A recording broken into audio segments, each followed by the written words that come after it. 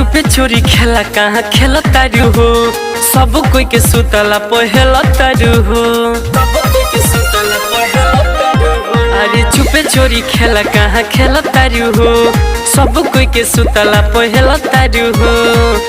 तब बोलो तोहरा के पहले छुआए ननद होई कैसे हुआ, गलिया फूल के भइल बापुआ ए ननद ई कैसे हुआ।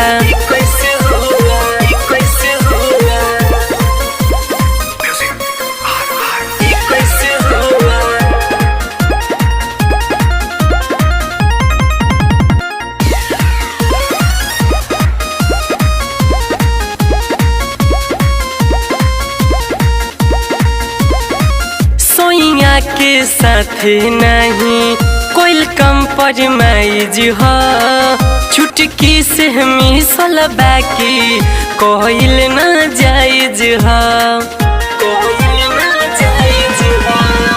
सोइया के साथ नहीं कोई कम परमाइज हो, चुटकी से मिसल बाकी कोइल न जायज हो।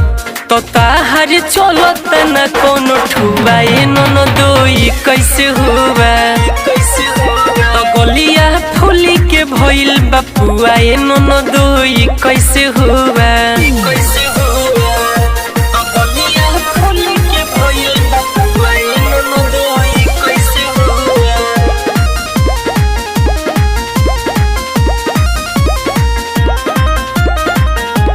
चुलबुली रिकॉर्डिंग स्टूडियो धुरुप मोड़। रवि सिंघानिया के गोड़ बड़ बुझाता, चहलता धीरे धीरे सब ताहर पाता, सब ताहर पाता।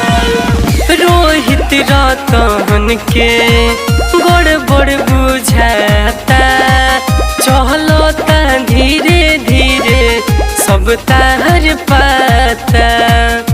तो लागे तो पे मेरा जवा मुआए ननद ई कैसे हुआ, तो गलिया फूल के भइल बापुआ ए ननद ई कैसे हुआ।